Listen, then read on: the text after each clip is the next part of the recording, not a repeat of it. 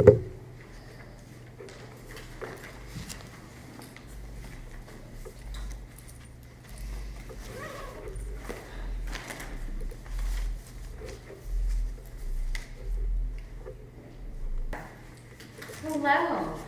Greetings, everybody. So excited to see so many beautiful faces today. We have quite the evening for you, so looking forward to having this session. But if we wouldn't mind, let's open with the pledge.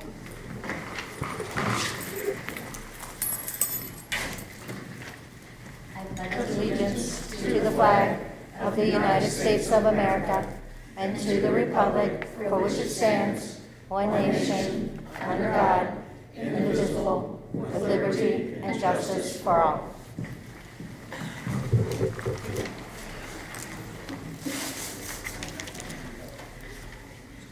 May I have the roll call? Trustee Jesberger? Here. Trustee Gordon? Here. Trustee Clark? Here. Township Administrator? Here. Chief of Fire? Here. Chief of Police? Here. Code Compliance? Here. Our next meeting is going to be March 26th, 2024 at 3820 Cleveland Avenue at 6 p.m. I would like to make a motion to accept the agenda with flexibility. Second. Trustee Jesberger? Yes. Trustee Gordon? Yes. Trustee Clark? Yes. And with that flexibility, I'm actually going to go ahead and pass it over to Chief Jones. Thank you.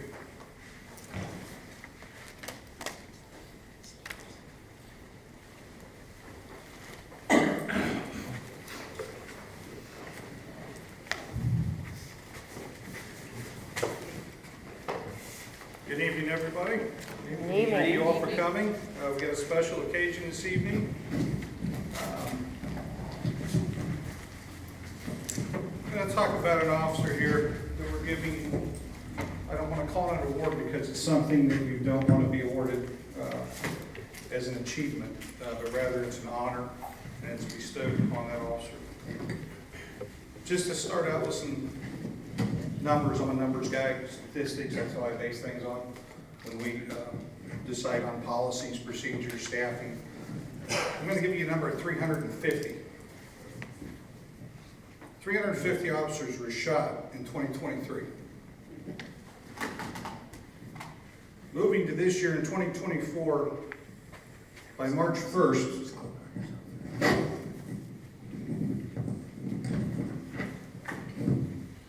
I hate these microphones. By March 1st of this year, from January to March 1st, 63 police officers have been shot in this country.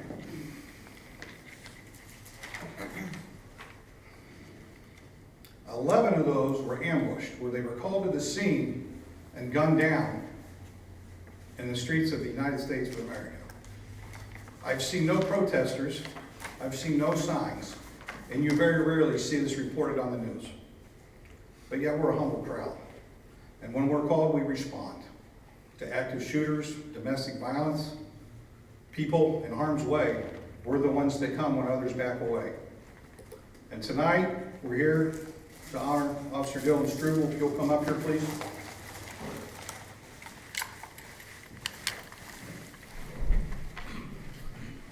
Officer Struble has been with our department for several months now. He's getting close to completing his one-year probation.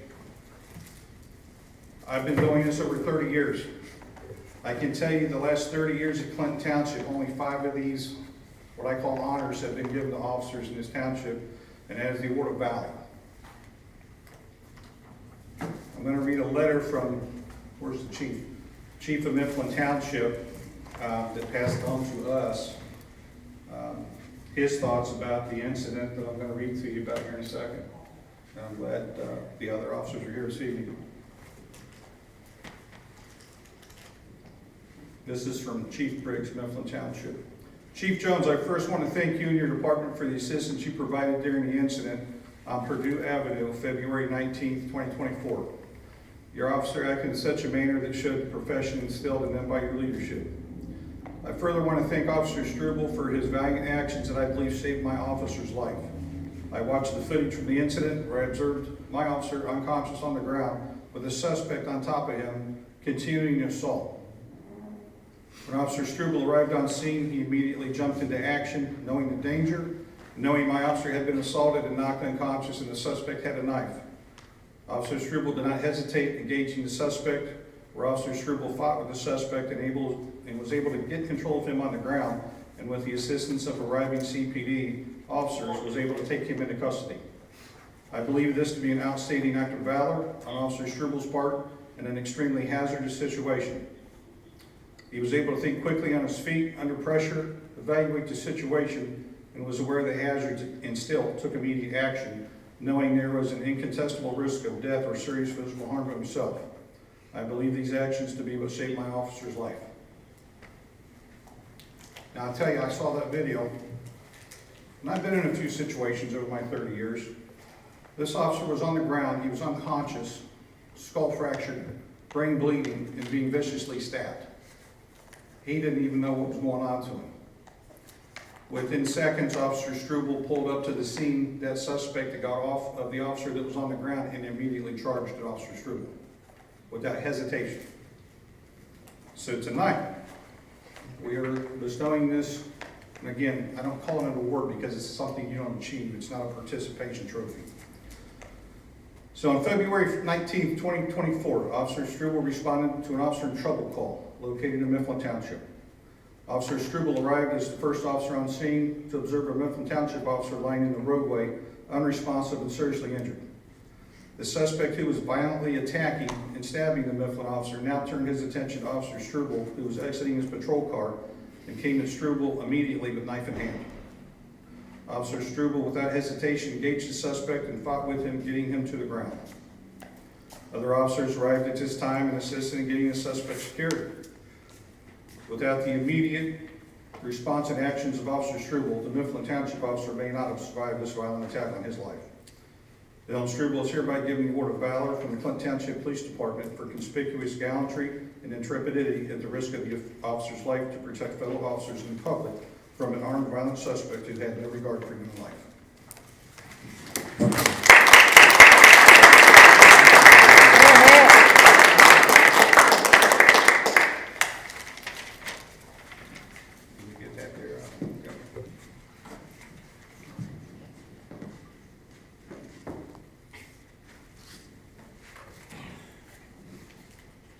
Perfect.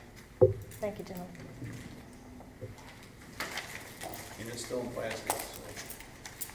Thank you. Can we all get a picture with you too? And then, Chief Briggs, would you like to give the folks here an update on your officer while we're here? He's healing. He's in the process of healing. He's still waiting to be released for work by neuro. Still has some blood on the brain, but they think he's going to make a full recovery. He's good to go.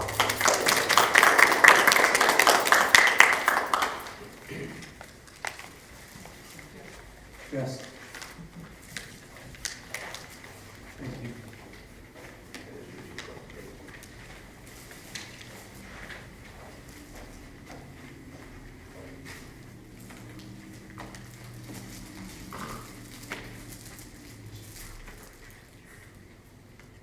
Okay, can you scooch just a little bit for us?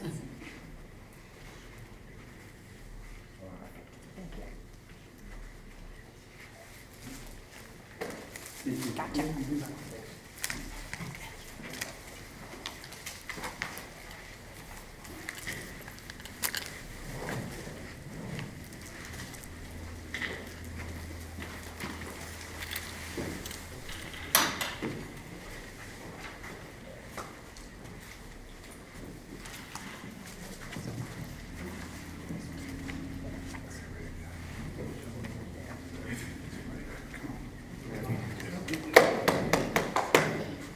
One more round of applause. Yes.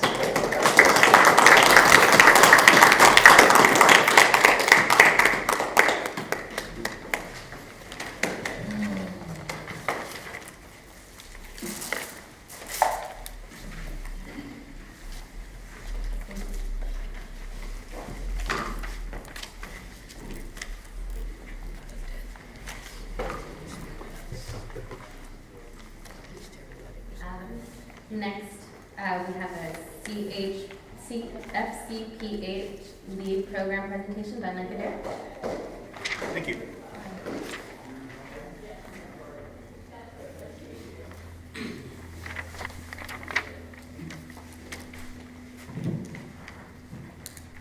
Good evening.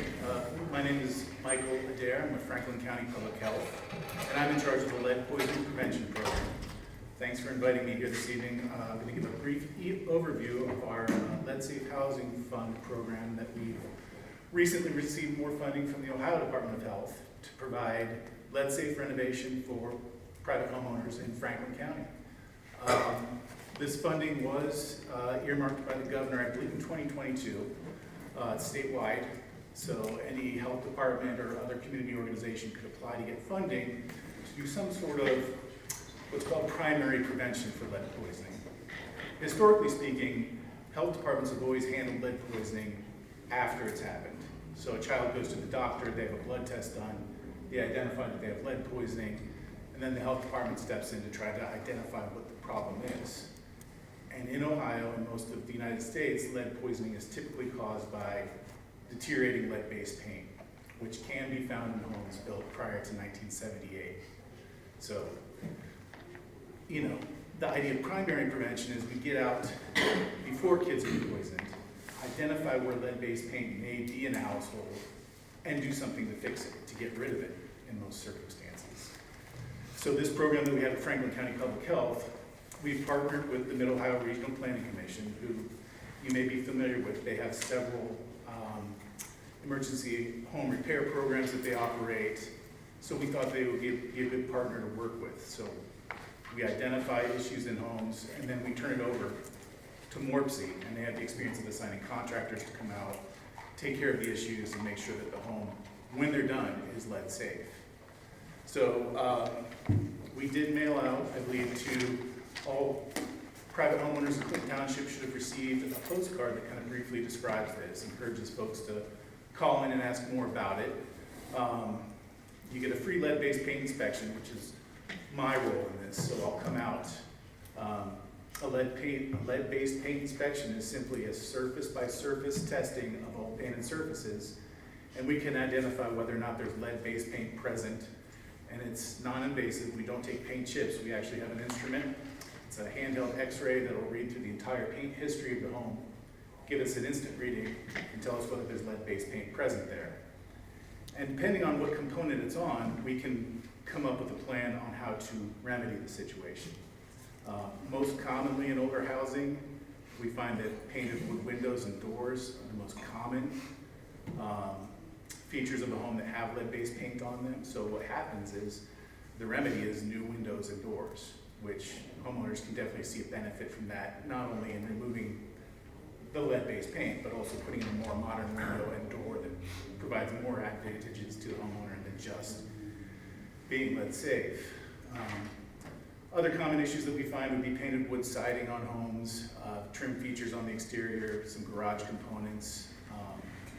Less frequently we find it on the interior of homes. So, it occasionally will pop up, and sometimes the strategy is a little bit different when we're inside of a home.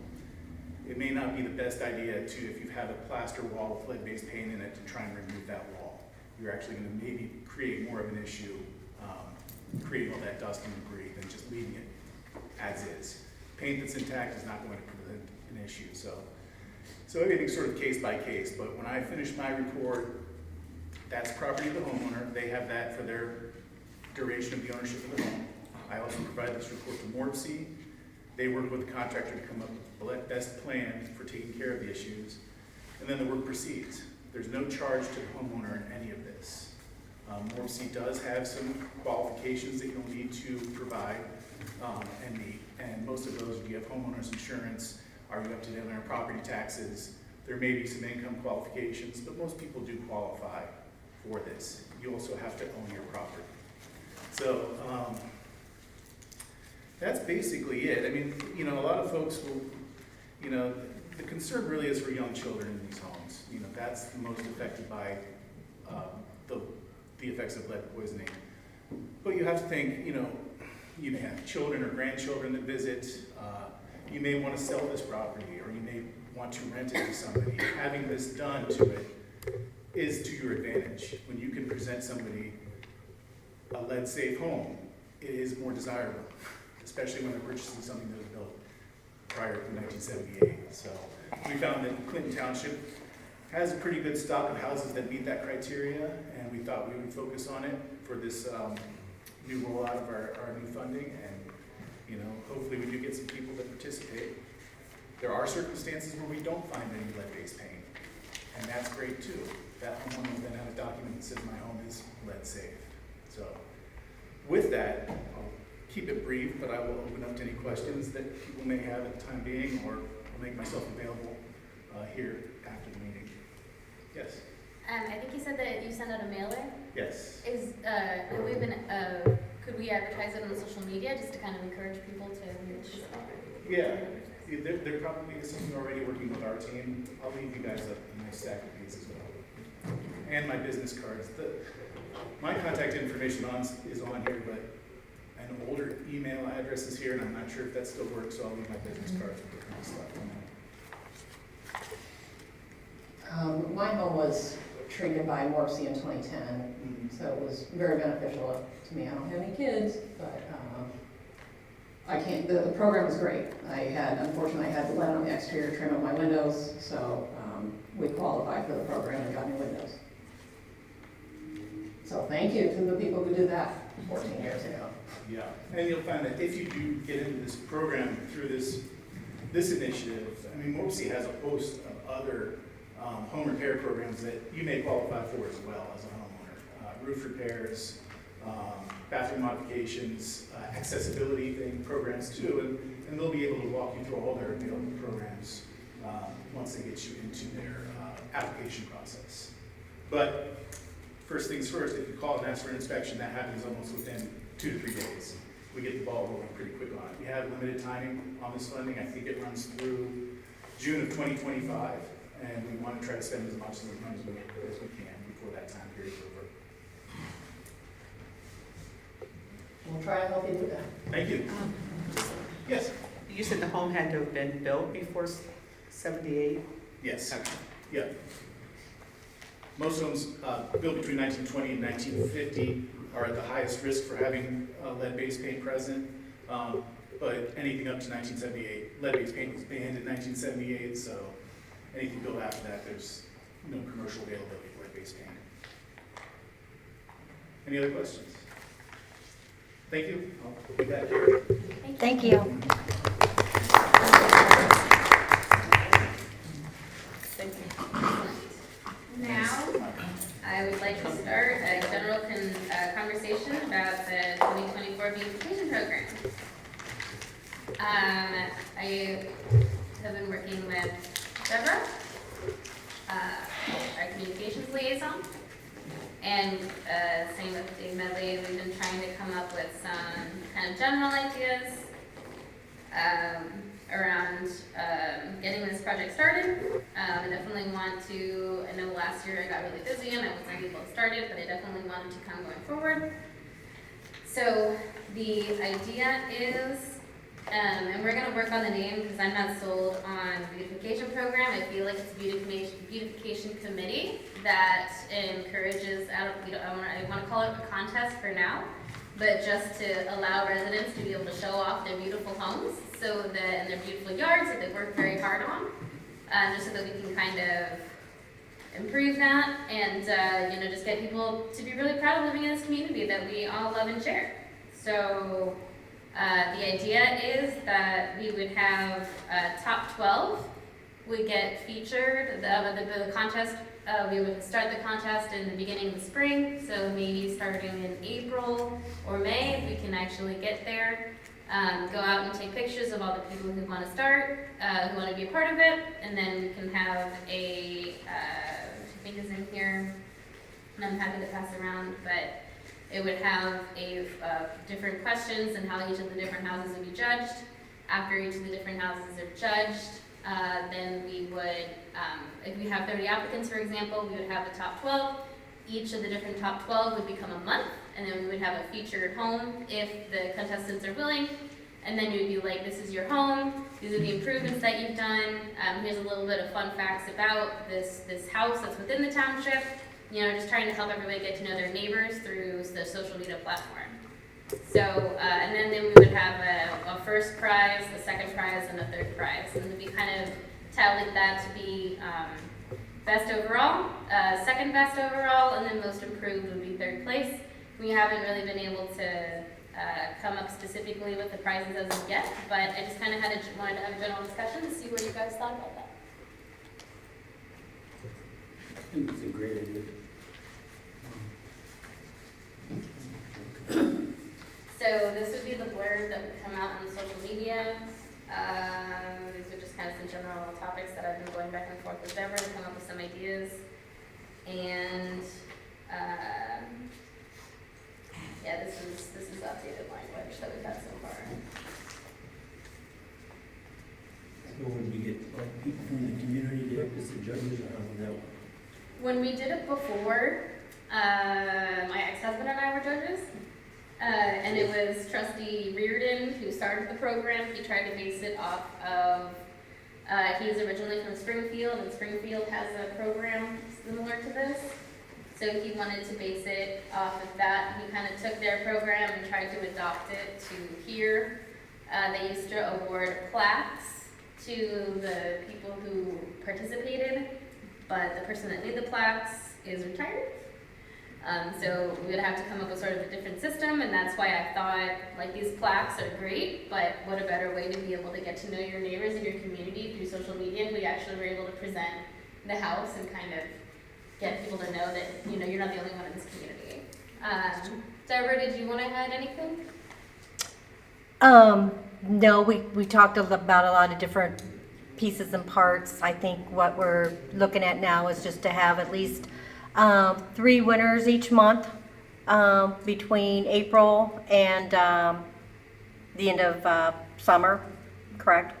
Where we have a overall first place and an overall second place, and also you mentioned a most improved, which would be basically getting pictures of obviously the before state of the property or the landscape or flower bed, and then the after.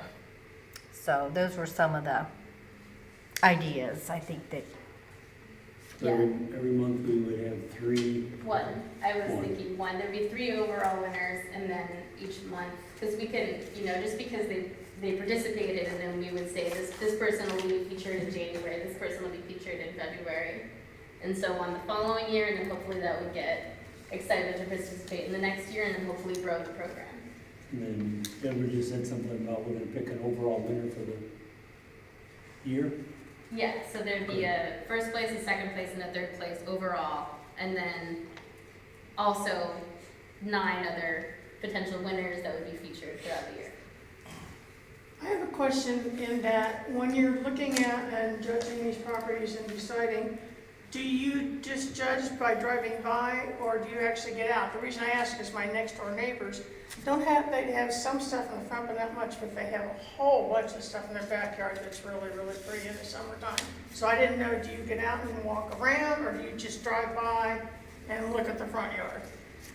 When Phil and I did it, we knocked on the door and said, hey, we're here, do you want us to show us around your garden? And if they were, we would, and if they weren't there, then we would just see what we could see. Okay. So he drove around, and then I would get out and knock. And it was Okay.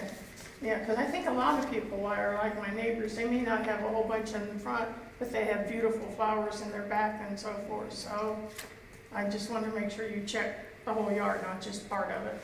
I have nothing, so it's not faze me at all. And Karina, did you want to see it? Well, I was just thinking that maybe, because you said you just kind of drive by and then get out and knock, maybe set up a schedule with the homeowner if they say they're going to compete or they want to be in the competition, to set up a day and time that you could actually go and the homeowner would be there to let you in to see everything. I think that's up to the discretion of the judge. You know, if we have volunteers, I don't want to structure their volunteering. I'd rather them just be excited to participate. So I think that all depends on the person, but yeah, definitely being more structured would be helpful. Can community members volunteer in the judging, or is it just us? So this was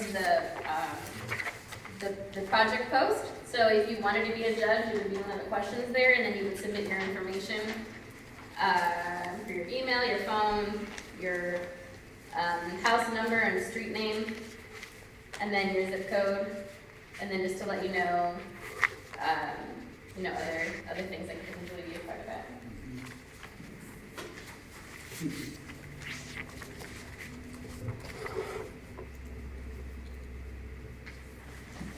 And then I'd like to guys, maybe I'll ask Dave to send out potential questions and then get your feedback about what you think about the different questions that we've asked you to be judged on. Great.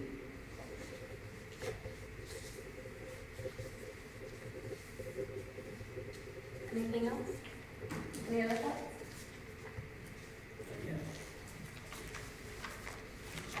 So we'll go ahead and move to March as National Developmental Disability Month.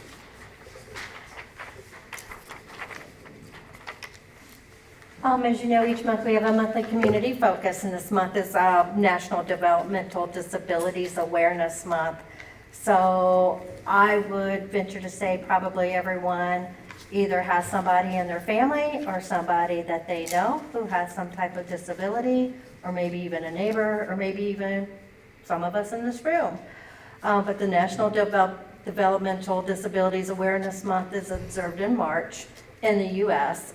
This class of disabilities can refer to impairments in learning and behavior, such as autism, which we know that there's a wide range of different spectrums for the individuals that have the autism, attention deficit and hyperactivity disorder, and impairments in physical and or intellectual functioning, such as cerebral palsy, spina bifida, and Down syndrome. This campaign seeks to raise awareness about including people with developmental disabilities in all facets of community life. It also creates awareness of the difficulties that people with disabilities still face in fitting into communities in which they live. And so we've also provide resources, a couple of links, and then we're also going to, of course, revisit it again this month with some more resources. One of them being the Franklin County Board of Developmental Disabilities. And also if you have any, see anything that we can approve to make it more easy for individuals with disabilities, just reach out, call, send us an email with any things that we need to be aware of improving in and around the township for the individuals who so are challenged by some of the things that could be a lot easier. And that's our focus, I think, this year, is making life easier for our residents in Clinton Township. Thank you. Thank you. I will pass this to the fiscal officer. Request a motion to approve the bills. So moved. Second. Trustee Jesberger, Yes. trustee Grimm, Yes. trustee Clark. Yes. Request a motion to approve payroll. So moved. Second. Trustee Jesberger, Yes. trustee Grimm, Yes. trustee Clark. Yes. Read the February fiscal report. So February 1st, the township had an overall fund balance of $9,653,634.70. Revenue in the month of February was $400,824.88. Expenditures last month were $485,474.96, leaving us with an overall fund balance on weekday of $9,568,894.62. This is the year I need to get some readers. My eyes are getting a little blurry on me. So request a motion to approve the February fiscal report. So moved. Second. Trustee Jesberger, Yes. trustee Graham, Yes. trustee Clark. Yes. And then we were a bit behind on meeting minutes, so we have any meeting minutes. If you want to approve the February 27th, we can as well, or we pull off on the last one, it's not on the agenda. So the first one, motion to approve the January 23rd meeting minutes. So moved. Second. Trustee Jesberger, Yes. trustee Graham, Yes. trustee Clark. Yes. Motion to approve the February 6th special meeting minutes. So moved. Second. Trustee Jesberger, Yes. trustee Brown, Yes. trustee Clark. Yes. Motion to approve the February 13th meeting minutes. Move. Second. Trustee Jesberger, Yes. trustee Brown, Yes. trustee Clark. Yes. And a lot of edits today. Thank you, Bobby, for helping me get Carol's last name spelled right. The February 27th meeting minutes. So, Second. Trustee Jesberger, yes. trustee Brown, Yes. trustee Clark. Yes. That's all I have. Thank you. That will move us to the committee team reports. I'll let you do that. So for the Clinton Township Community Health Action Team, our last free produce market was the 8th. We distributed 11,200 pounds of produce to 558 individuals. Our next market will be March 22nd from 4 to 6 p.m. And again, if anyone would like to help out, around 3 o'clock. We could use the hands. Also, we have family movie night this coming Friday, March 15th. 6 to 9 p.m. Doors open at 6. Movie starts at 7. This will be at 999 Chambers Road. Movie we're watching will be Inside Out. And there will be food.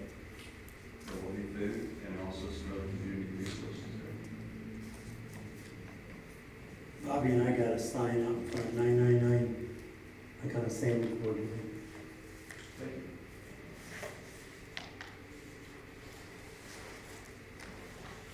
And the emergency response plan. This is something I was made aware of, that the county just adopted one, and I'm wondering if we can work on getting one township, like who would respond in the emergency. We've been getting caught up that we've always, and I'm learning as I go here, we've always folded under the county plan. I just want to kind of figure out who here decides, and the township administrator has a good idea that it's probably the chair would delegate or decide that we're in an emergency. So we fall under the county's plan, which also includes a hazardous plan. So we're safe. I just wanted us to kind of wrap our heads around who would declare that it was an emergency. So COVID kind of happened to all of us. Usually I'm thinking of a tornado, but it could be an active shooter. You know, what the emergency is sort of an endless, scary list of things. But our first responders have always been aware of the county's plan, and I just wanted us to formalize who declares as an emergency. And the ORC probably states it for us. It probably is the chair. So nothing to, we're not inventing the wheel, but just to familiarize ourselves with it. Do you guys want to say anything? So typically, it would happen through a fire department or a police department chief notifying the board of a need for a declaration of emergency. The board would elect whichever individual would contact the Franklin County EMA, or may even ask us to do so. They would actually forward us the documents for the declaration of an emergency. But that's how that would start. And usually, if we're doing that, many other communities would be doing that around us at the same time. So that's typically how that process would unfold. It would be very rare, almost impossible, that an emergency is only happening in our township but not Franklin County wide, which is why we haven't really formalized this before. It's been there and it's been fine, but the county had reached out and has been working, they're always working with townships in an ongoing way to keep the documents updated. Yeah, the emergency plan itself is such a very lengthy, kind of a bunch of policies put in for different variations, and it's a fluid operating system, and it changes every so often, and those updates are maintained by Director Young, EMA. And when we talked about the mitigation and the resources from FEMA, that's an every couple year process, and I've talked to Dave about it, if you had a chance to talk to Trustee Clark. But I'm going to take him up to EMA, get him introduced to the folks up there, so we can kind of have that knowledge of us. And the other thing was, because they've kind of taken on policies for the township He was wondering if that would be something that would fall into that. Sure. That we would just state that we're gonna follow the county, or have some kind of a, Well, I will be bringing forward a resolution for the township to okay, approve, to adopt the county plan. The county just got theirs approved by FEMA. And what this will be is, once, we need to have that adopted in case a disaster would happen, then we get FEMA funds. right, If disaster happened, we have to take the time to go ahead and adopt right. their plan. So we're going to be proactive. We'll have this adopted in probably the next meeting. I'll have everything together for that, so we'll have that in place. And that covers us. How does this, when we had the heat stroke, the heat wave, where we turned ourselves into an emergency relief building, how does that coordinate into this? Doesn't, That's a fair question, it's hard to say, we don't know.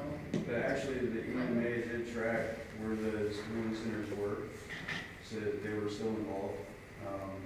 So when those heat waves do occur, or the extreme cold, they're involved in tracking those screening centers too, along with Franklin County Public Health. So it is a, I guess, so they have partial activation and full activation of systems, and things along those lines, I believe, is more of a partial activation. So when the power flickered in 2022, this was a cooling center and place for folks to come charge their cell phones. So I think it wasn't a full-on emergency, but we were here to help as the power flickered. And if it had gone on for a week, it might have escalated. Kind of a situation I shared with Mr. Medley, and this would include fire, but say we had a tanker truck involved in a crash where it was leaking hundreds of gallons of fuel on Cleveland and Ennis. Something we have access to through EMA in that process is the reverse 911 alert system that we could notify our local residents, not the entire county, that we need to evacuate or stay clear of the Northern Lights area due to a hazardous emergency. So those things, even though we don't, it's not in our building, that's access to EMA and Homeland Security that we have, that we can initiate to for just our locality. so who would initiate that, you? We would.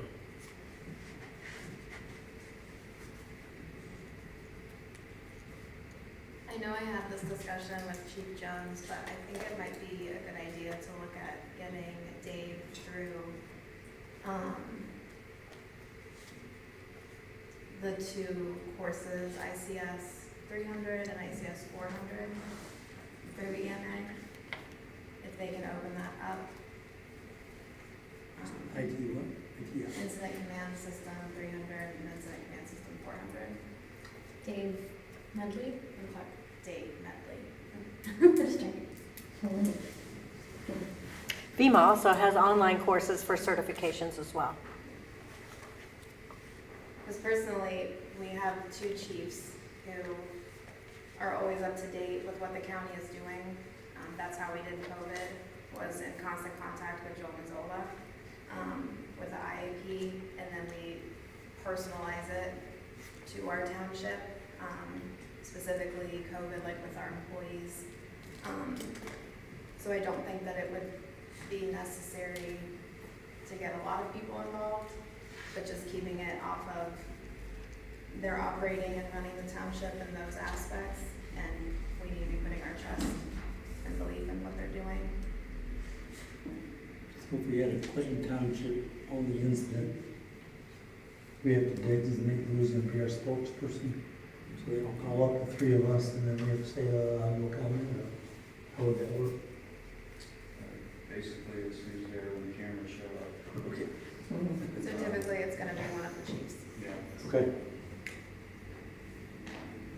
Yes, sir. I had a question. The chief was talking about being able to contact the residents to let them know. I know that we have several deaf residents in the township. My wife and my daughter being two of them, and then there's several more that go to our church. How would they be contacted? So that system's utilizing, kind of like I said, reverse 911, that it's a text.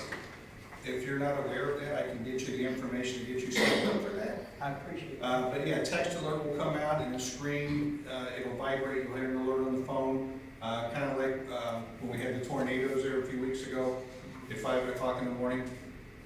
Because my phone's always on, it woke me right up.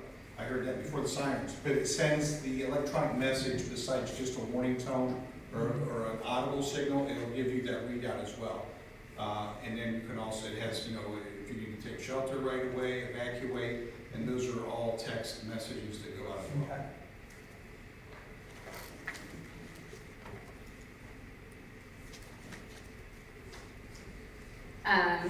Let's go ahead and move to review the results of the 2021 Township Needs Survey. I talked a couple meetings ago about putting together a survey of residents for needs and that type of thing, and along with Deborah's help, she forwarded, and so that was a needs survey that was done in 21, and so I just would like to have everyone, because I still need this, to look at this, maybe get feedback next time. How are we addressing what the township identified as needs 2 years ago? Were this pretty successful? Are there things that still need to be addressed? Or we send out another one that's questions that's similar to the last one? So I just want to make sure we're on track with the last survey that was done. Is this the Regionomics survey? No. Is it different?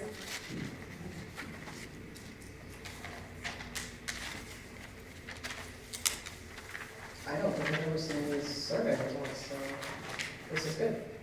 Is this the one that, Linda was here. Okay. Yeah, we were not. is this different from the Ohio State survey as well? Is this different from the Ohio State student survey? Yes. That map? I think this is one the township put out.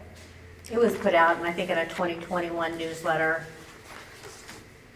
If you're interested, I can send you the information.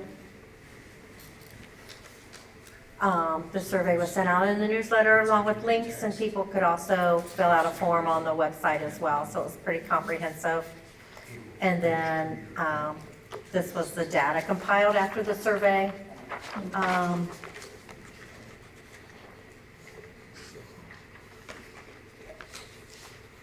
This is a nice effort, and I didn't let it sink in when we did it 2 years ago.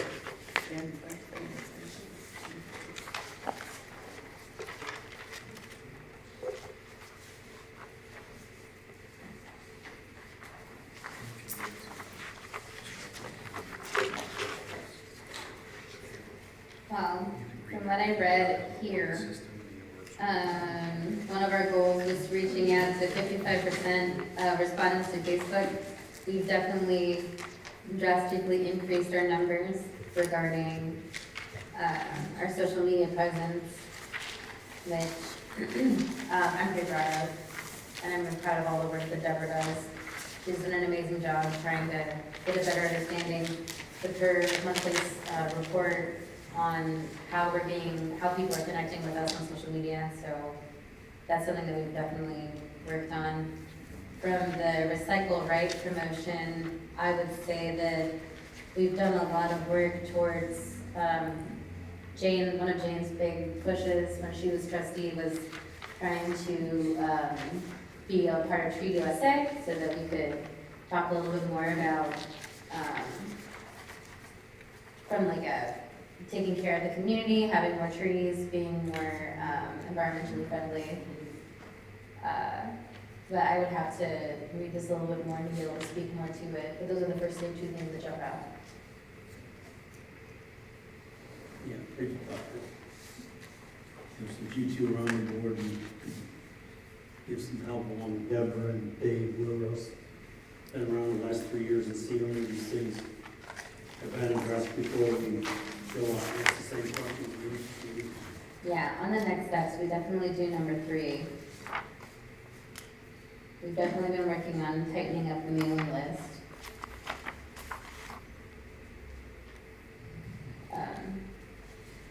The bullet number 1 is really hard, just because we're so spread out.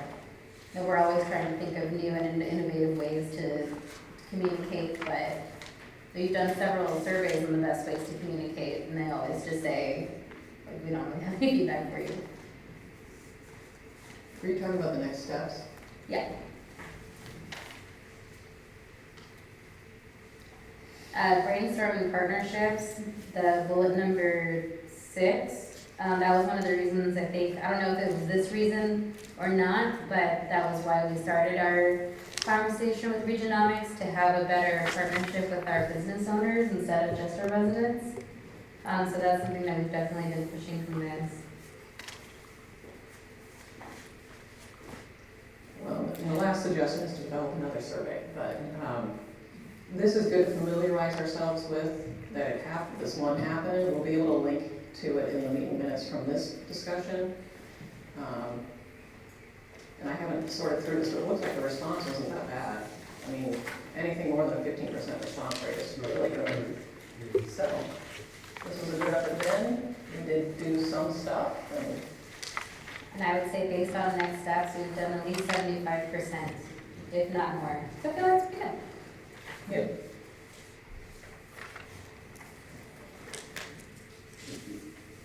Also, our chat program has gotten a huge response, so that's definitely us advocating and being a part of the community. So, Program. The Community Health Action Team. No, Wednesday, Thursday.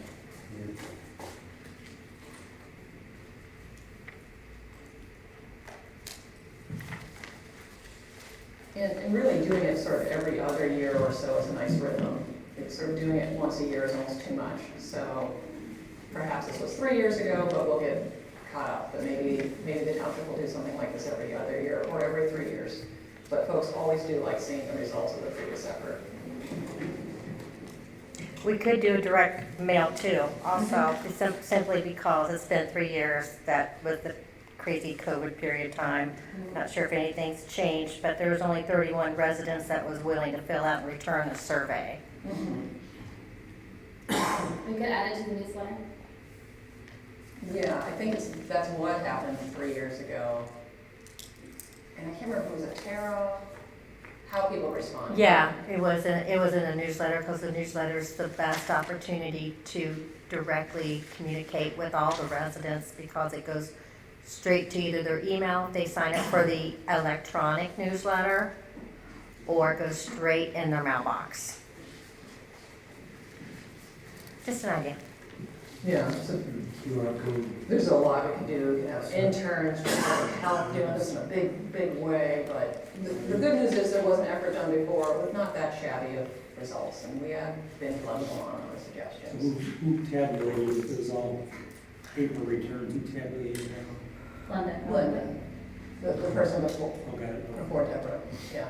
It'd be- So, we have We 700 could do results. electronic and make your job a lot easier. Yes. We could do electronic. Yeah. QR codes and code.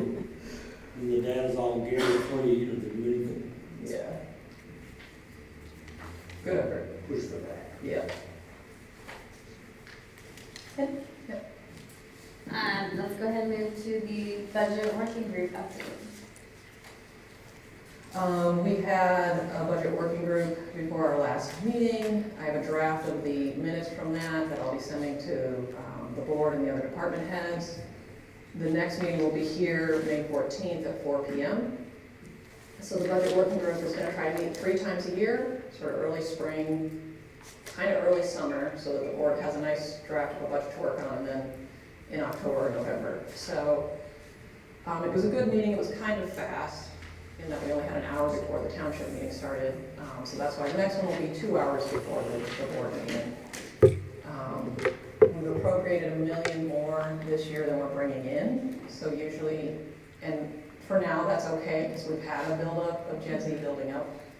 So I think that's manageable, but in a nutshell, you want to be careful to not make a habit of appropriating more than you're bringing in. But for now, we're aware of that, and I think we can afford it. I don't know if there's any other highlights from the budget working group. We've sent out worksheets from to each department, so they have the ingredients to help us build the budget now. And did you print these up, Dave?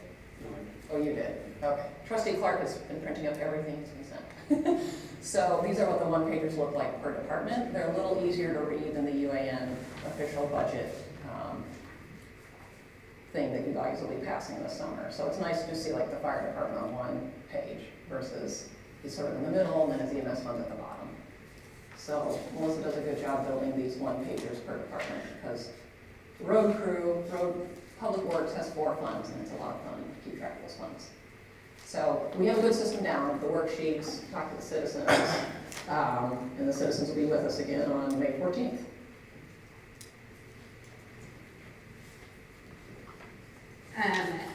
With flexibility, I'd like to jump back to number 4. Thanks, Dave. For the Joint Economic Development Zone Board update. There's more of me talking. So on the JEDSI board, we had a meeting with the town administrator and trustee Clark just before the budget meeting, so that's why these two things are together. So the City of Grandview staff shared with us their brainstorm to have the JEDSI board hire someone to help focus just on economic development as a consultant or partnering with a team. So we all thought that was a good idea, and the JEDSI board approved it the following day. That they'll be writing a request for proposal to contract with someone in an ongoing way to help us do just economic development. And they were suggesting a company that I think works with Upper Arlington, who does the same thing. Upper Arlington doesn't have an economic development staff person, they contract that work out. So overall, the JEDSI income is holding steady. That's good enough, but ideally it would see a 3% growth every year. So we're holding steady on the JEDSI, and we're looking forward to recalibrating and able to use some of the JEDSI board's money, which is over $200,000 right now. It's actually closer to $300,000.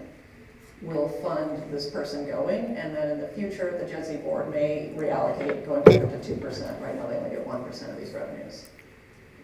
So that's my highlights, and that we were able to get some new businesses on the board, and some new city council people from Grandview's side. So most of the board is turned over, but not all of them. 2. All the 2, yeah.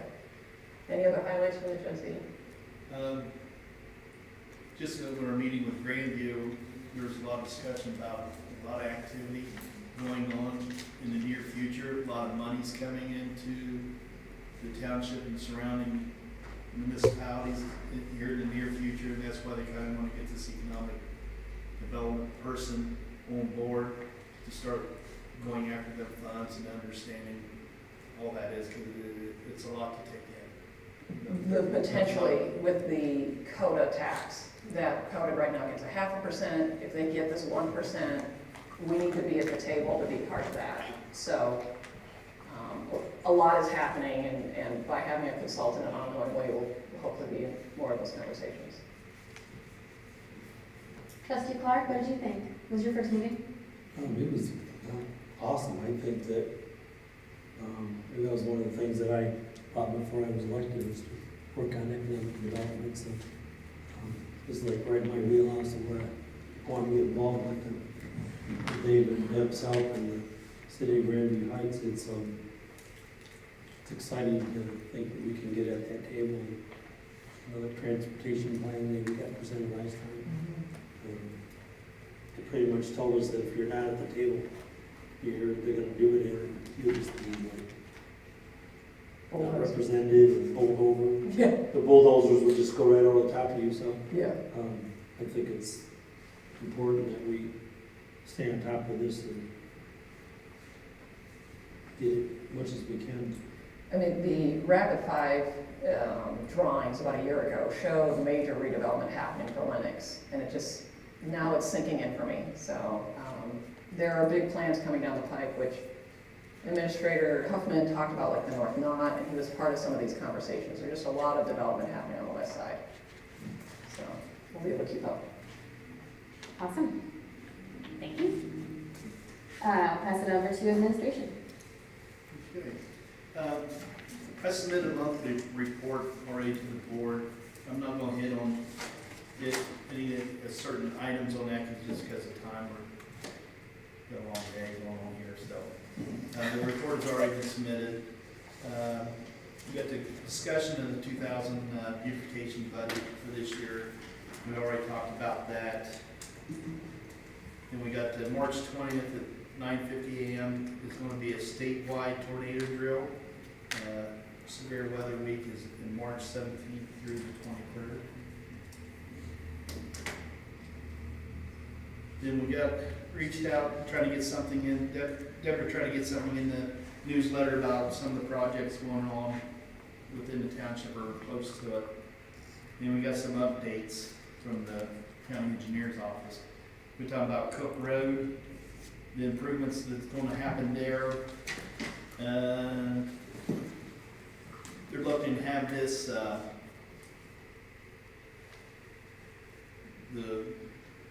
they're working on right now with the right-of-ways and the utilities, make sure everything's moved. They're hoping to go out for bid in the fall of 2025 for the Cook Road project. And I know they've already had a lot of public input on that, and they're waiting for some of the ODOT approvals right now for the project. The other one's the Cleveland Avenue Safety Improvement Project. This has been expanded from to the south to include the intersection of Dunbar, Piedmont, and Dundon side streets. Previously it was going to stop at Ewing Road, so it has got extended, and they're still working with trying to get that out for bid late this year yet. The contractor could come in and do some work this year, but with it being late in the fall, winter before they get started, it's more than likely they'll start on that next year, that project, Cleveland Avenue project. To open that up for discussion, is this going to be a part of improving the roads so that it'll have the new bus system that they're wanting to implement, or is this different?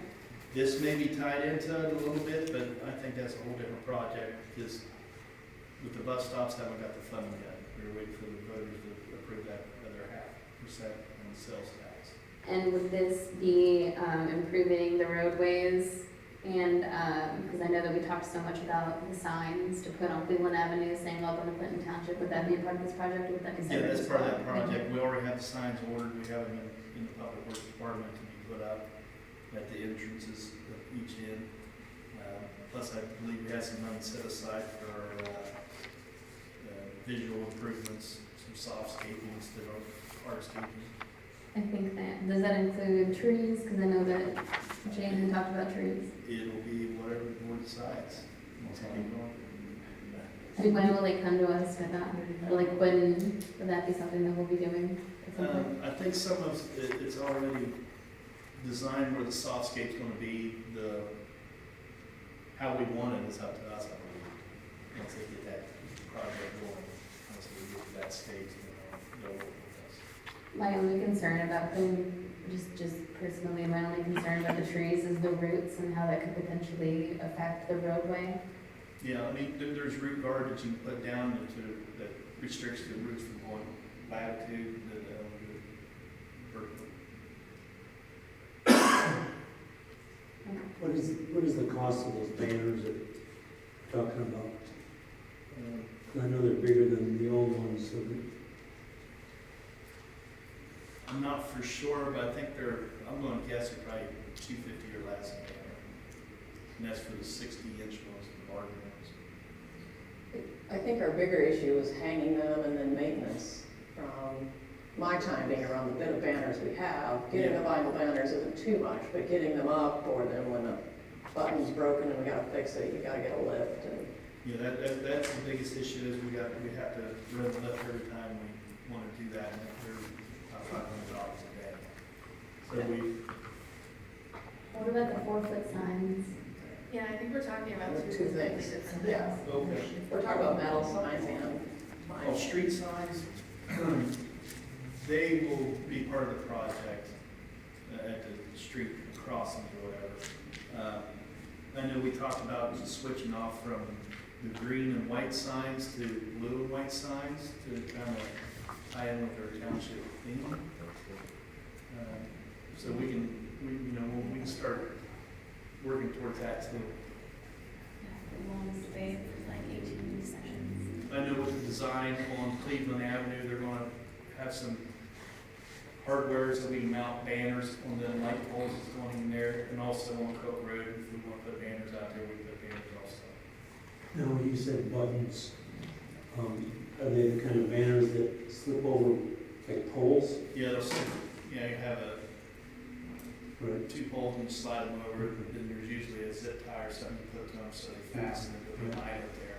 That way they open off. Some of them will have round knobs at the end, like a ball effect to help keep them from coming off. And what are they attached to right now? They're attached with the rods, fiberglass rods and zip ties. I mean, like in the. Oh, they're to like street lights, Streetlights. like big poles. Like on the west side, our streetlights are so short. You got some banner, right? Yeah, that's what we got pretty small banners where we're going now. I think like maybe 30 inches by 18 inches. No, you can hardly read them. Right, and then that's been the concern that we go to some larger banners. Right.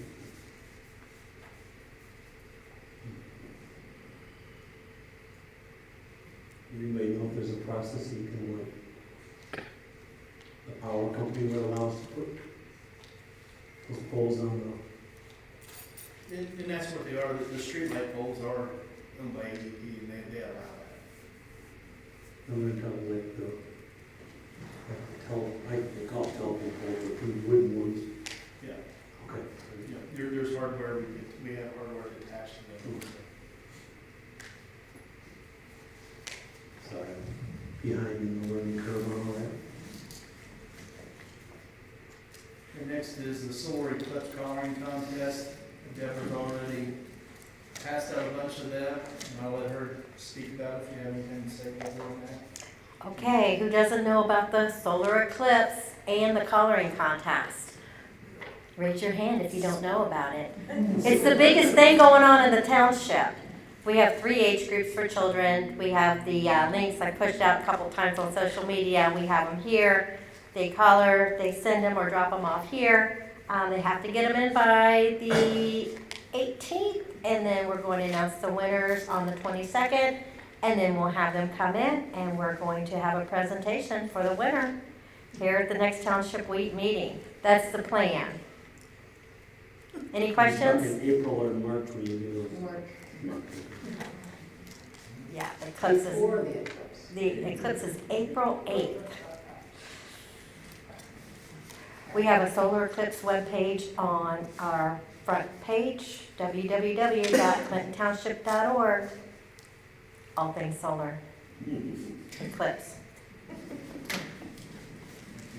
Next thing I have is UVCA Easter egg contest. Is March 23rd at 11 a.m. at the UV playground. You want to add anything to that, Bobby? Pardon? You need to add anything to that? Do you need volunteers still to hide the eggs, Bobby? I was gonna. Yeah, I need, nobody's volunteered to help hide the egg yet, so. Well, I might. Isn't that Don't what lose Easter hope. eggs for? I only need about 3 or 4 people to show up about 9:30 and hide them, and then that's it. The Easter Bunny's not gonna help. Pardon? Easter Bunny won't help. Where is it? Carol and Kevin and I think, are going to be the ones to stuff the eggs, so we just need somebody else to hide them. What does UVCA stand for? I'm sorry, UVCA, what does that stand for? University View Civic Association. University. University View, Yes. and then there's the CA also, Civic Association. It's over on the east side of Clinton Township. Our little housing area over there is called the University View, behind Lennox Town Center. And so we have a association. know where, yeah, Yeah, right behind Lennox is the railroad tracks, and there's So a park correct. thing, and then there's a housing area, and that's University View. You win. That's where Rebecca and Dave are. The Let me playground's know if you got the accessible email. from I can resend it. Small S and Sale. Yeah, I lived there for 44 years. Mom, I've been there since you listed. Yeah, it's across the street from Bobby's house. So some of our residents are discovering that the west side is also known as University View. That's what just happened. Right. News to you. Yeah, Look, you here 30 years. State University, we think we're Surprise. Ohio State, but we're not. Yeah. We're not associated with anyone.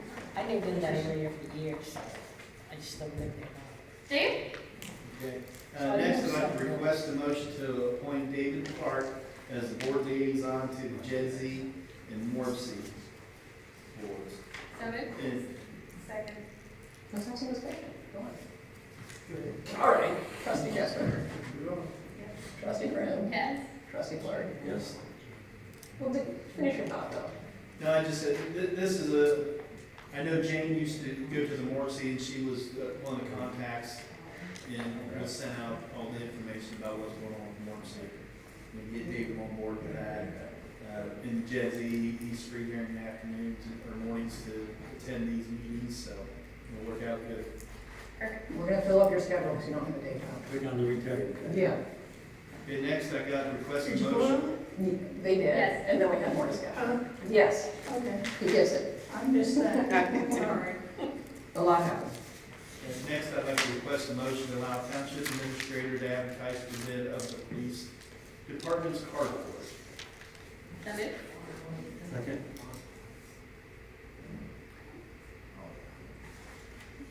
Do you want any discussion or ready for a roll call? Are you building it? What do you want? Let's talk about it. You know, this has been a pretty good process. We had to get it designed. We had, the designers also going to oversee the project in the advertisement and the bid process. There's a little bit of back and forth between attorneys and them to get all the documents correct before we go out to bid. We're at that point now where they want a date to have it in the bid packet to where we're going to be at. It'll probably be, once I get with them, it'll probably be 3 weeks after they start this process. Then we should have bids come in. And hopefully in 4 weeks we'll have an idea of what it's going to cost. Just to give you some backstory, when they built this building, I think it was in 2016, 2017? 7 years it's been in process. 17 Yes. and 18. 7 years. This carport was originally a part of the design, and then when they went to build it, there's some reason, I don't know the exact reason, but it wasn't built. So one of the things that we've been trying to push for is to give Chief Jones his well-deserved carport. I hope it gets built before I die. I, See it with your mind, as much as you talk about well, I mean, they talked about it for so many years, I think it's never gonna happen. I overconfidently said I was gonna get built last year, but I'm dimmed to how long construction takes, so, and the picture we have behind us is before the building was completed, but the carport was always phase 3, maybe even the salt barn, but phase 3 didn't happen. Let's do the roll call. Trustee, Where's this carport gonna be? Back here in the back. see where the yellow piece of equipment is? Yeah. Right under that O, you're welcome. Way back here in the back. That stripe. It's gonna be 12 spots, maybe 12. So I was hoping we could squeeze another one closer to the doors, but it's a little too tight going closer to the side of the building. It'll have mostly a southern pitch, but yeah, Mr. Medley found us, the fellows working on this, the team, and it's long overdue. Okay. Trustee Jester. Trustee Graham. Yes. Trustee Clark. Yes. Next, the board asked me to reach out to Bill Lafayette with Regionomics, and I did reach out to him. I think I sent the board the correspondence that Matt had with him back in May of last year.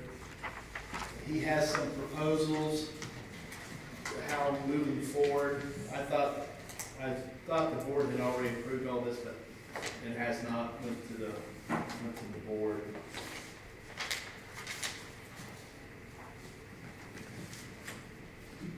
But going through, I don't know the board, how much they've looked at this.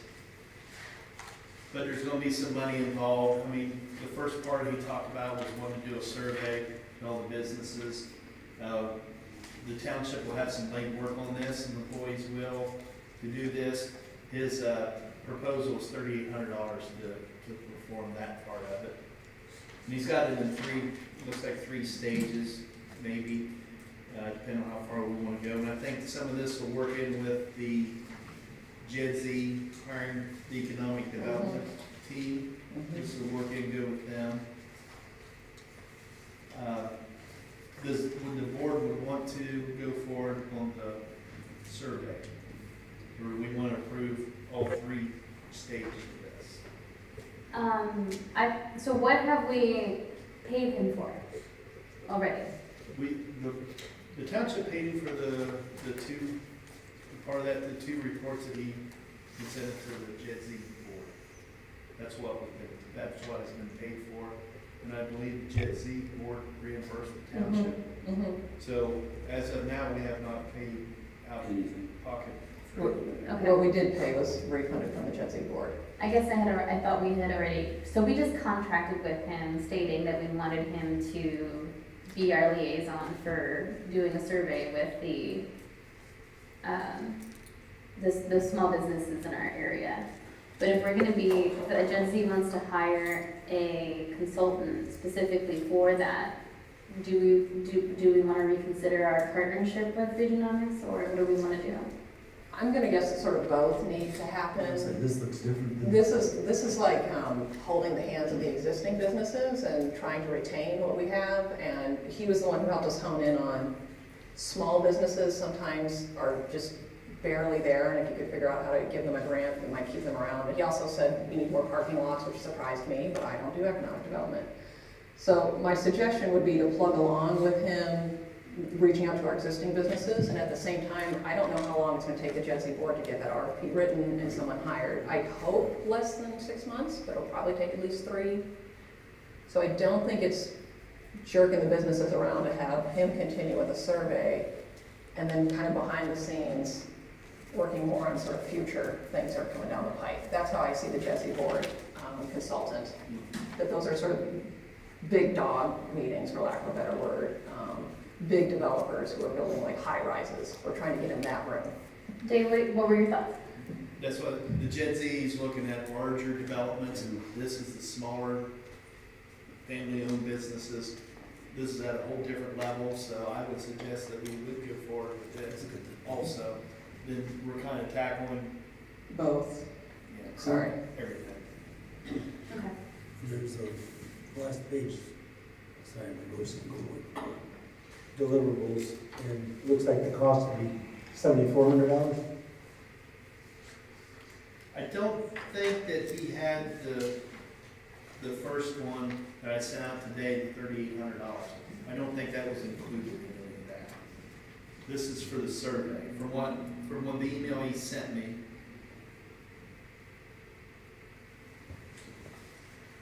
We don't have to approve it now, although I like the idea of approving it. Mr. Medley's just kind of getting caught up to, we thought this was moving last May, we just didn't finalize it. So he's getting caught up to that now. What I would suggest right now is for the survey to approve probably $4,000 to cover this initial. Then this gives us time to look at the rest of it. What do you think, Dave? You're Trustee talking Clark? about the May 9th, 2022 letter? He's got down, no, the March 12th, 2024. I got it this morning and sent it out this morning. What are your thoughts, Trustee? From when we talked about this last year, this was the next step.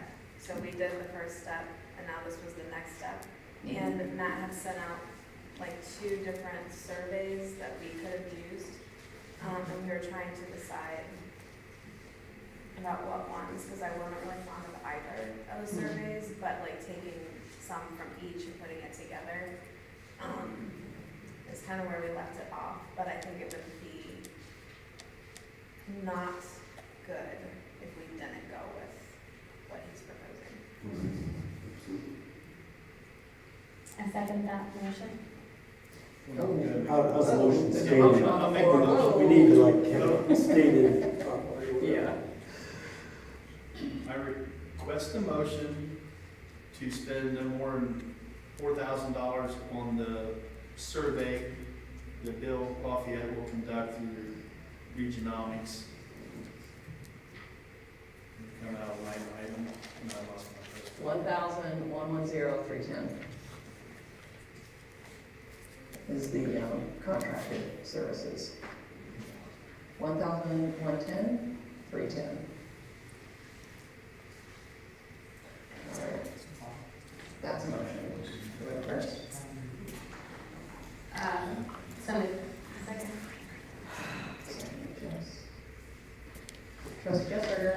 Yes. Trustee Graham? Yes. Trustee Clark? Yes. Before we leave this, Mr. Medley, if you could help me, when we do phase 2 or 3 with him, maybe that minority contract we learned more about, maybe he could just keep that in his deck of cards as he does outreach to businesses. I might be thinking too much about it. I haven't read the details of what his outreach or, I know that's not the survey, but if he is going to go visit businesses, that was a good minority grant opportunity for businesses that are growing. I believe when we do the survey, there's gonna be a lot of hand delivery of these surveys and talking with the folks at that time. That's gonna be part of the package is getting out there with them with the survey.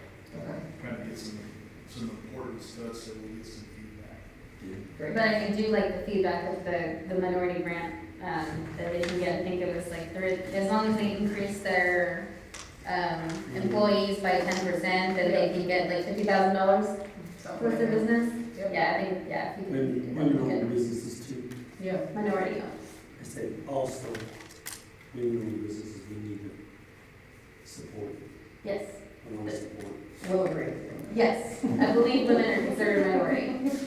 That would be a part of the minority. It was also just the zone.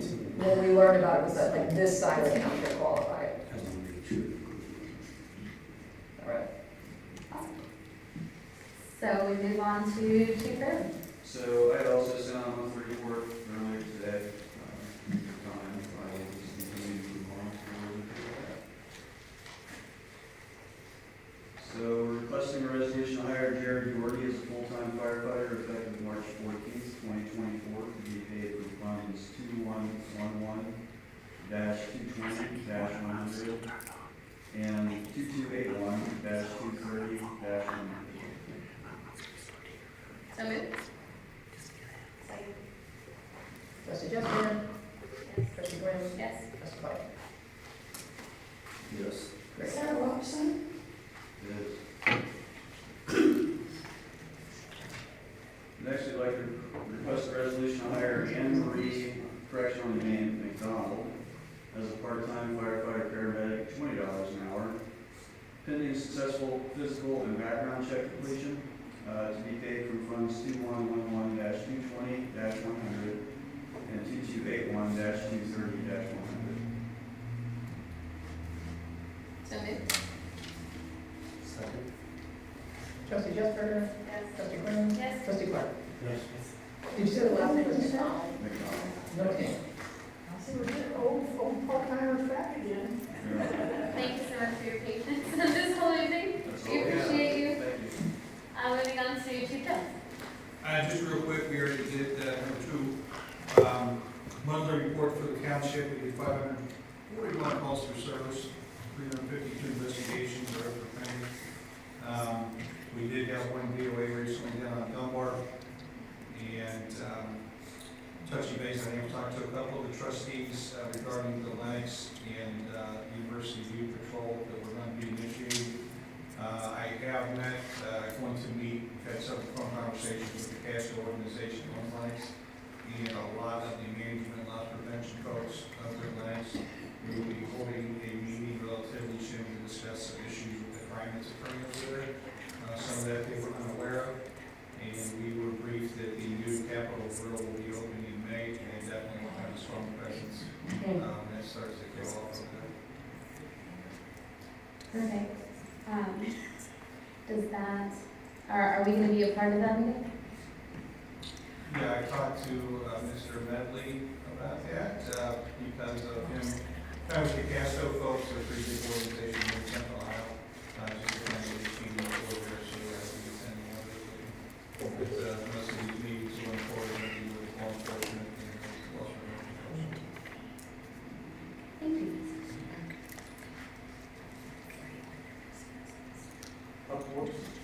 Yeah, let's go ahead and go over to, first. you don't wanna go now? No, it's on the first. Well, go back to Dave then. Hi Cody, Lester, he submitted his monthly report to the board. And with time, I will just, if you have any questions, I'll just move on from there. The next one I have is to the update on the small government grant that has been submitted on our behalf in the county. We should know something in May if we get awarded that. And this is the project, stormwater project from Ferris down through Minnie to Sell, and east and west on Sell in that area where we've had some flooding in the past. And so this is, If we get awarded it, I'll bring it back to the board to approve it. so if we get the small government grant, are we gonna wanna hold off on the paving until that's done? We can tie these both together. The 2024 paving plan, I've submitted the estimates from the county. It is, we have $350,000 set aside for the paving, I believe, and this is coming out just under 397 is the engineer's estimate. Last year, he ended up estimating a little high, so there is a potential for that to come in a little lower, but there's also a potential for it to come in a little higher. So just to give you guys background, Dave and I got together back in 2021, I think, we did a full report on all of the conditions of the roads within the township, and we put together a 7-zone improvement plan. So last year we did a lot of the roads over here on this side of the township. And then now over at 8th, 9th, 10th, 11th, just technically the University View area, we were gonna do a similar road improvement project. We've done a few of them over the past couple of years, so it's something that we've been trying to do just, because one of the things that we've noticed is obviously it looks like all the roads were done around the same time, so they're all disintegrating at the same level. But if you separate it out in 7 years at least, like a 10-year period with 7 zones, it'll make it easier for us to maintain the roads going forward. So we're trying to do all these different sections. But if we are able to get a small grant, I think it would be beneficial for something for us to consider being able to take care of that so that we don't, have to redo that work. So I know the county has to get approval from the board to submit this with their projects. Or just an okay from the authorized administrator to okay our roads to be submitted with the county's plan is what I've asked for, and knowing that we may have to put some more money to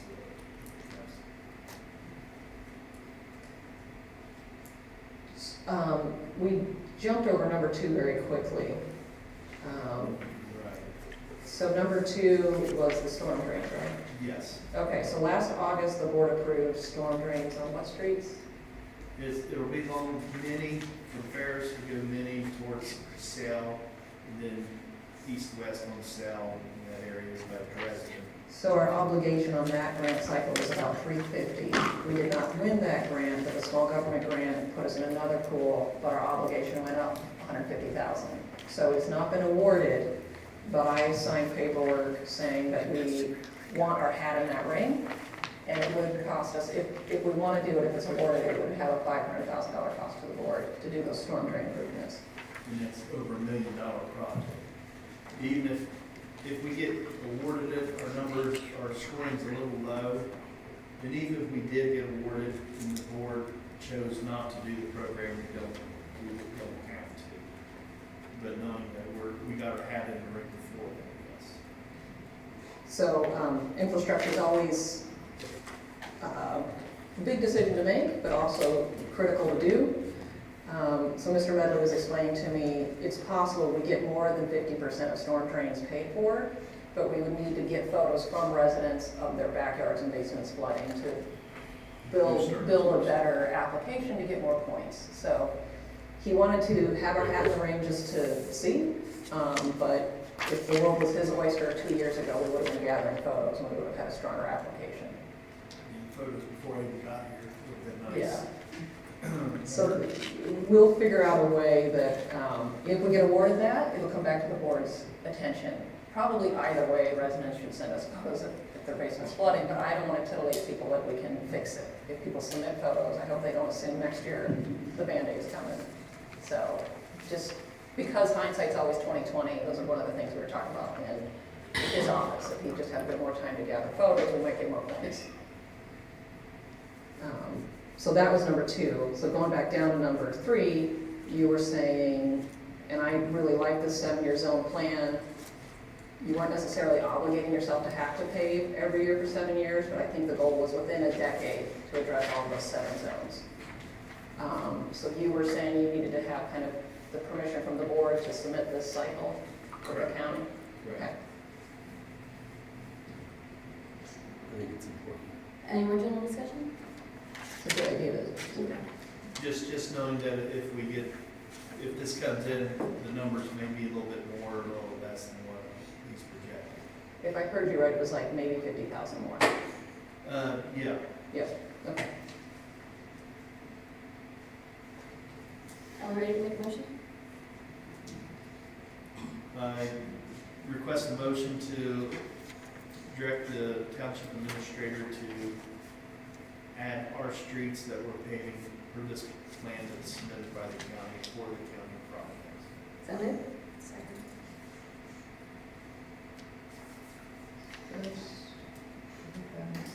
Who seconded? Jess? All right, trustee Jessberger? Yes. Trustee Grimm? Yes. Trustee Clark? Yes. And now we get to see this lovely presentation by our public lands officer. Well, first off, I want to just go over the quarterly total. I'm not going to touch on everything, but just so you know, year to date, I have investigated 31 cases and currently have 11 open that I'm working on. A couple follow-up properties that we had last year that were problematic. 1811 Andre is a vacant lot. Public Works and I went over and we cleared that lot off last fall. And I got to looking into it and found that they hadn't paid property taxes for 2.5 years. I brought it to the attention of the Franklin County Treasurer's Office, and they are now moving forward to foreclose on the property. And part of that amount in that owed part was our almost $500 bill for us to go over and clean it all up. So in the event that that property is ever sold, whoever purchased it, they pay that property tax and things back, and we will be reimbursed for the monies that we spent from town resources. Another particularly bad one was 1713 Sale Road, which some of you may remember. We had a lot of problems with squatters, and we had problems with people selling drugs from the home. That property sold last Friday through Franklin County Sheriff's Office. The new owner was actually over at the home. I got a call from the neighbor, who's apparently my snitch for this project, to tell me that they're over there. The new person wants to add to the home and straighten it all up, which is exactly what we're looking for. Now, they paid $18,000 for that piece of property. About $16,000 of it was for the back property taxes because the owner had actually passed away about 5 years ago. So this is one of those ones that we're very happy to get taken care of. Public Works, in conjunction with the fire division, Mr. Feldman went over and condemned the property. They boarded it all up, so I mean, it was a big project for the whole township to get this completed. So we're very happy about that. Last month, Franklin County Environmental Court heard 4 cases on properties here in the township. 2 of those were taken care of because the people came into compliance before their court dates, and 2 of the others did not. One of them actually was a very contentious court hearing, and that individual was told that they had until the 22nd of April to take care of cleaning up their property. So hopefully that'll happen with that individual. What I have here for you is just a particular section of property that I'm dealing with. And I just kind of wanted to explain what the process is. There are 4 properties over there that are all owned by the same family. I have reached out to them and asked them about taking care of cleaning up some of the problems. They did not. And part of the problem we have is that when people put up stockade fences around their properties here, as a code compliance officer, I'm not allowed to trespass onto their property. So if I can't see it from the roadway and take photographs, then there's nothing I can do. Aerial photos that Franklin County takes every year show the condition of this property, and the one in particular, the vacant lot, has somewhere in the neighborhood of 22 to 25 inoperable abandoned vehicles. So, worked with Franklin County, I actually reached out and got permission from a property owner in Columbus that allowed me to enter onto their property to take photographs of the property so we could get some evidence to move forward. And this case has all been referred over to Franklin County. But just going to show you some of the issues. They have furniture on the front porch of the one property, mattresses. They have all these vehicles down the side of the house that are parked on non-finished surfaces, grass and things like that. This is another one of their vehicles that's on a piece of the other property on the other side. This is the gate that they have that enters into their property where they have all the vehicles. And this is some photos from what the property looks like. Just keeping in mind that we're at the north end of the property and we can't see it all the way to the south end. So beyond the camper and things, there's probably another 10 cars or so that are sitting over there. This is another one of their properties that has these vehicles sitting here. They're all covered with mold and mildew and things from sitting out, and they're not doing anything with any of those. So you can see by the photographs, the majority of the violations are related to immobile vehicles or inoperable, but there are issues with the traction and general condition of the property. Franklin County sent out letters on all 4 properties. The owner of the property called me yesterday and asked how come I wasn't giving them more consideration, and I said, I talked with you 3 months ago in person. You said you were going to do something. They moved 1 vehicle of the 7 vehicles that I asked them about. So they're trying to negotiate with me, and I said, I'm sorry, there's nothing I can do with that. It has now been turned over to Franklin County. You need to contact them. So as long as they're showing their progress on it, and they're removing things and cleaning up, they'll work with them, and they'll allow them to take the time they need to accomplish this goal. However, if they do not, then they will move forward with prosecution in environmental court against these individuals. So the goal is, we don't want to go in and hammer them. We want to work with them and try to help them to fix this problem. It's not about us just coming in and taking over their property. So I'm going to continue to talk with them. They called me yesterday. I said, you can call me anytime you want to ask questions, but I can't give you any advice on what the county may or may not choose to do with it. So just want you all to see some of the properties that we deal with over here. If anybody has any questions, please feel free to ask. You need a drone? I don't think you're allowed to use your own. We're not. Okay. We consider a search warrant because basically the property lines go all the way up into the sky. And that's probably one of the frustrating things when you start looking at a property and look at the aerial views of the property, and you're like, why won't they accept this as evidence, but they do not? So in this case, I just, tried to find a way to work around it. The property owner, the other one said, would you please do something with it? We've been complaining about it. And I talked to the Columbus code person who I started talking about the property, and she quoted me the address. She knew who the property was and what the problem was, and she goes, I'm very glad that you're taking care of this. So that's the other thing that came out of it, working on building relationships with Columbus code people, because Jessica and I, we talked about being able to find some people to help us with some of our mutual problems. So we're making some progress. So for this, so this case was referred to environmental court. Will the property owner have an opportunity to meet with the prosecutor outside of the courtroom to try to What they typically do is they'll have a status meeting before anything goes to trial, which allows the prosecutor to meet with the property owner, and the property owner says, hey, I want to do this and this, and the prosecutor will say, fine, you can do this and this, and you meet these expectations and dates. So they don't automatically take it in and prosecute it. They try to work with them before it goes to that. And are you involved in the status meeting or not? I am not. Once it's turned over to Franklin County, it is theirs to handle. Now, I have a very good working relationship with that person from the county, And if there's questions, one of the 4 properties that I referred to in February, they called me up the morning of and said, hey, they are saying that they did such and such, can you go by and take a picture? I went over, took a picture, and I sent it to them, and they used it for court that day. So that's about as close to court as I can get. But we should try to work together as much as possible.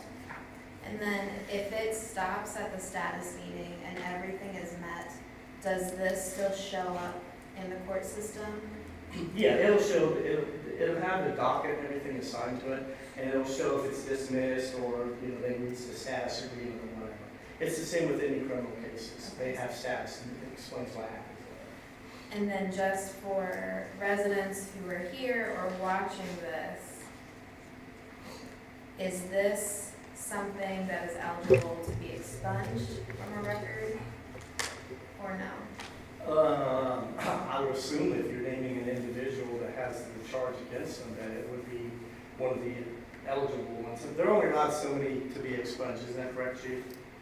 Yeah, they just had the, here, I think it was in Franklin County too, where they had an expungement day.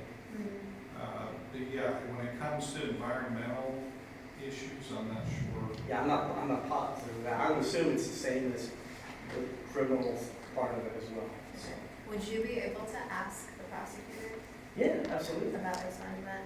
I actually just sent her some information about a problem property down on Cleveland Avenue that we were looking at perhaps doing something with them as a nuisance property. So, yeah, I could reach out and find out what the status of it would be. Why would the county expunge a record if they're criminal? Well, under the Ohio Revised Code, you can have, was it 1 misdemeanor or 1 felony expunged from your record, I believe. I'd have to double check, but it allows people that make mistakes. It's normally like if you have somebody who just turned 18 years of age and they get arrested for something, it allows them to erase that record and Yeah, I move get forward. that part, but a property owner who's stepped up to this process and has ignored requests and. Well, they can ignore my requests with no repercussion and nothing there, but as far as with the environmental court, I can't answer that. No, I know they could get to that level and then all of a sudden say, I want this to go away. It's like, seems like they created the problem for themselves. I completely agree with you. That's like, I explained how I've sent 2 letters out to these people. I'd stop and talk with them, and basically I said, oh, we're going to work on it. And 3 months later, nothing. Franklin County sends them something, and now they're calling. This is more than a mistake. This is a. Yeah, they're ignoring it. Yes. Does this go as far as the house as well, the houses as well, or just what's on the property? It would include the exterior of the home. I already have authority there, but I don't have pictures of some other stuff, but like the one picture I showed you where you had the mattress and the couch and things on it, it includes that. It includes the whole yard. If they have a whole bunch of debris and things, and building materials in the yard or trash, it includes all that, so. So I also think, just to throw it out there, being a social worker for my full-time job, we don't always know people's situations. We don't know what their means are. We don't know what their childhood was like. We don't know what trauma comes attached to individuals. And so not making excuses for any residents, where Dan has to get involved. But sometimes, in a way, it's just kind of out of that resident's control, like a hoarding situation. That's a mental health issue. That's not something that someone wakes up one morning and is like, you know what? I think I'm gonna start hoarding, and I want my house to be chaotic. And so if we can step in and help, even if this has to get to a court process to have a little bit more authority, I think these are the individuals that this is why I'm asking about expungement, because I don't want something like this on someone's record to where now they lose their property, they go to court, and now they're either homeless or they can't find somebody to rent them a place because something like this stays with them on their record, which is why expungement is extremely important in our society. But that's just being a social worker. Well, as far fire chief can attest to, I brought a couple different cases to him and, with the intern to reach out and help the individual that has the property or whatever the case is. So, enforcement is not the automatic choice here. I will tell you that 85% of the time when I send things out, I get voluntary compliance from the residents. There's only that smaller minority that basically just ignores it until it gets to the higher court system, and then all of a sudden they're like, oh, we're serious, we need to do something. So our residents really do respond very positively to this stuff. For some of the houses you're working with, are they occupied by people like Jess is describing with mental issues? I mean, I can't answer that because I very rarely do I get to speak to many of them.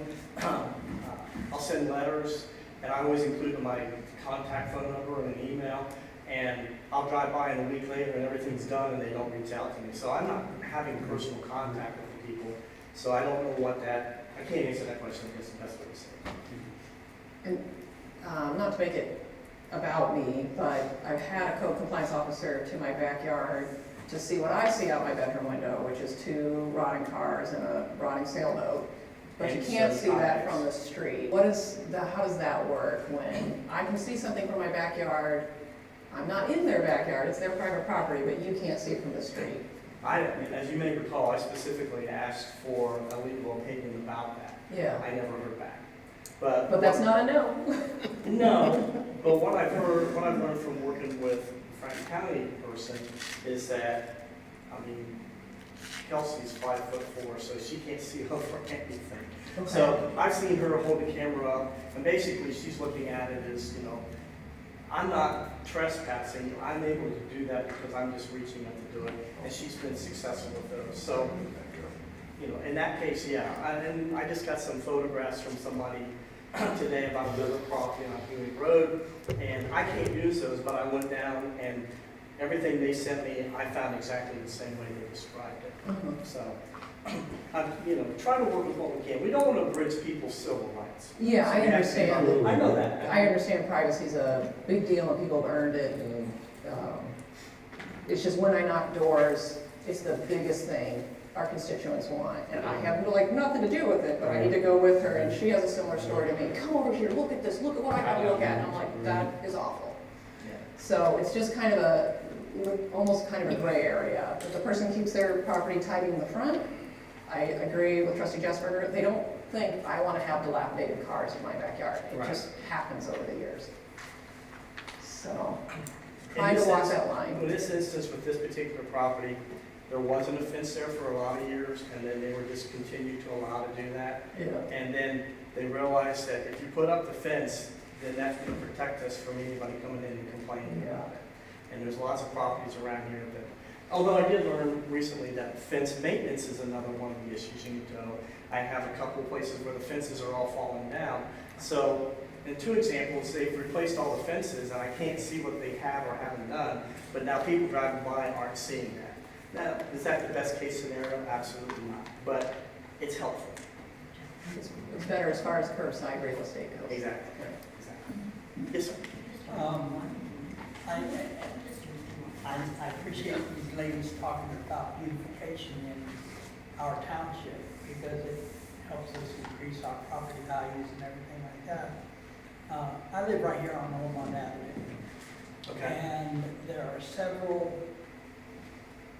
construction people.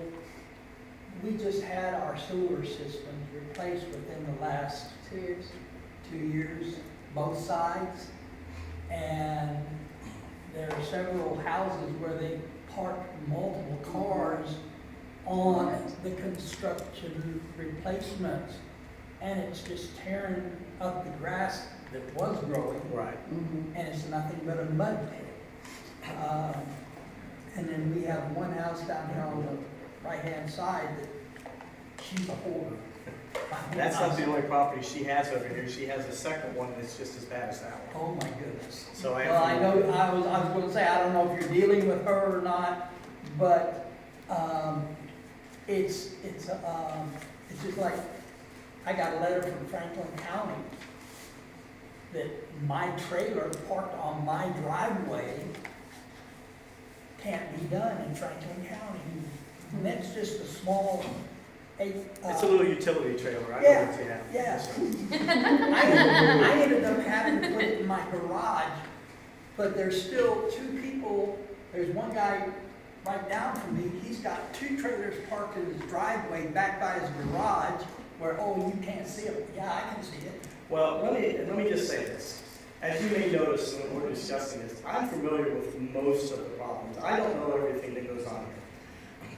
But I mentioned I've done 31 cases this year. Last year, I did somewhere in the neighborhood of 130. I try to get to as many as I possibly can. So part of what I've asked in our newsletter, and Deborah will test it, is that I've asked the residents when they see things to even report it anonymously through the website, or you can call me and let me know about it. And once I'm told about it, those are commercial vehicles, and it's hard to do something with them unless they have signage and things on the vehicles. But that doesn't mean I can't send them letters and ask them or explain to them they can't park the vehicles in the yard and things like that. So you have things like that. I'm happy to take the information from you, and I'll be happy to look into it for you. Say something, say something. I anonymously did a tip just because I kind of was curious to see how the system worked. And I saw my case on his caseload, I saw it get resolved, I saw the entire process, and he had no idea that it was me. So, I was, so he is amazing at his job. If we want to talk about economic development, this man has worked so hard to help improve our area over the past ever since he got hired.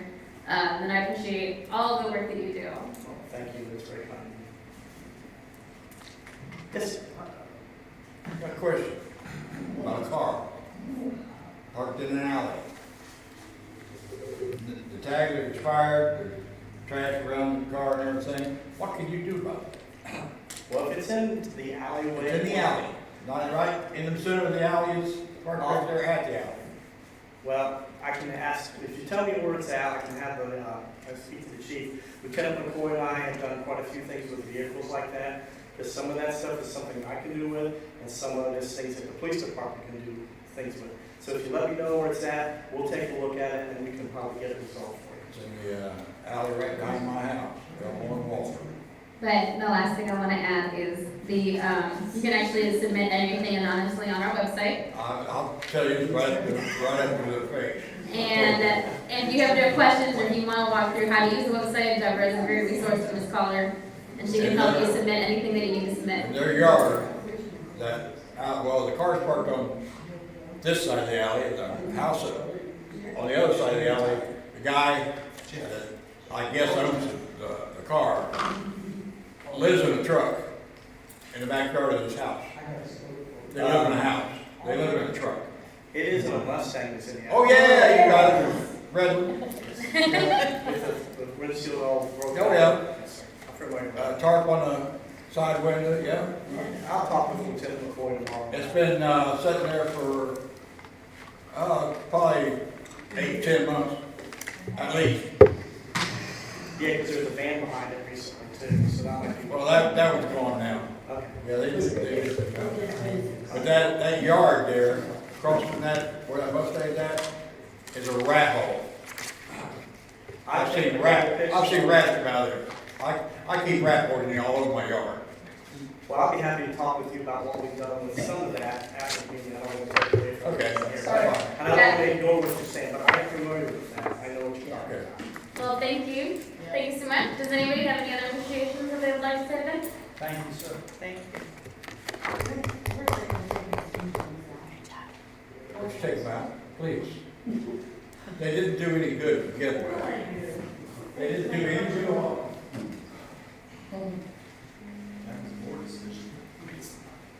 Wish we gone. That wall. You know I. Walford and Elmore. Trucks are down there and there's nothing but a line on Walford. On Walford I've Ave, got one, Elmore. the one is there in front of the house, and the one on Walford is at the bedroom.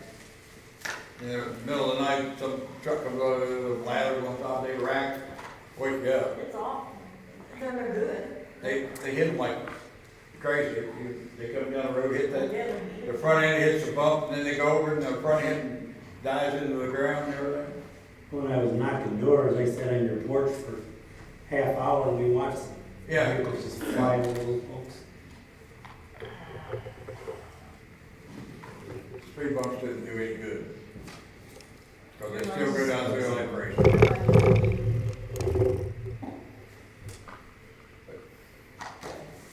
Okay.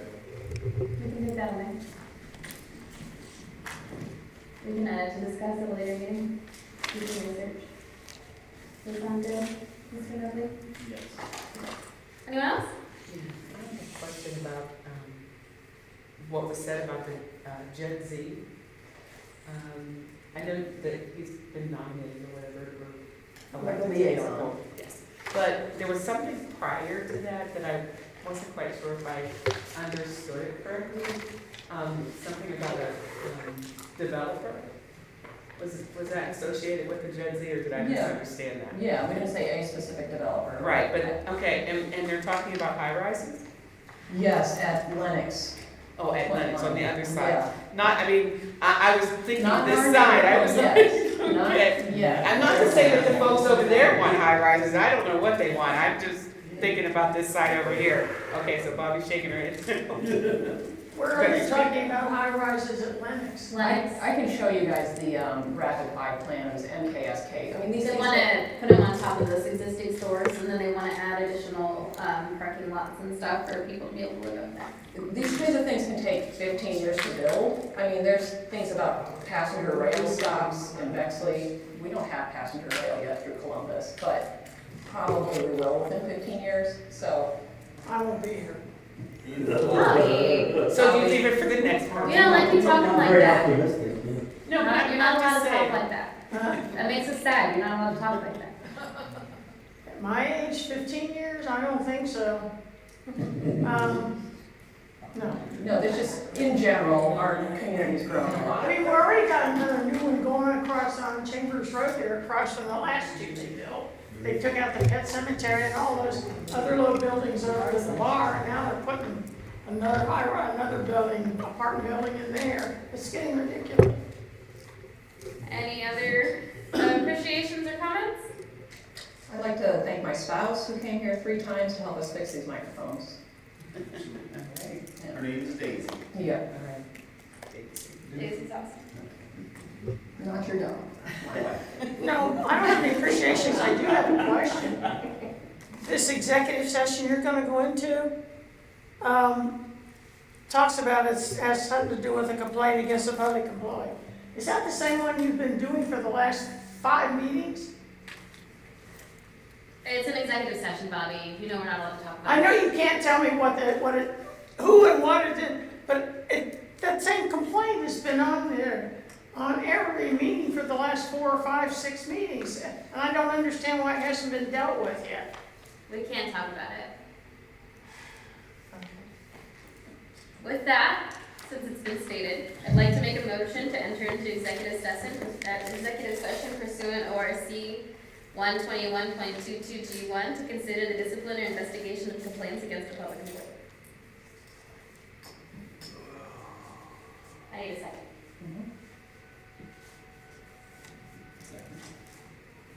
Trustee Jeffberger, Yes. trustee Grimm, Yes. trustee Clark. Yes. And I left checks in your office.